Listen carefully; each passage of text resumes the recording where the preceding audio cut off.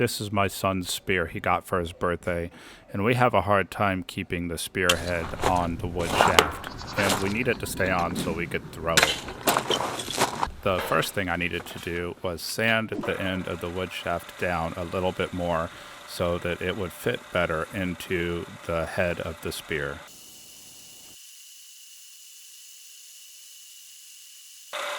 After that, I drove the head of the spear onto the shaft by tapping it on the ground.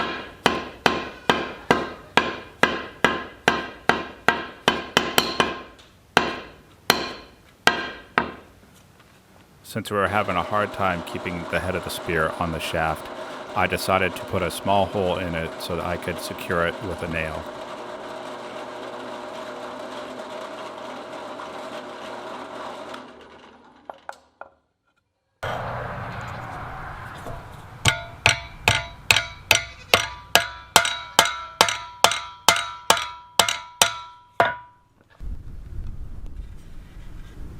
Once it was all done, it was time to test it out.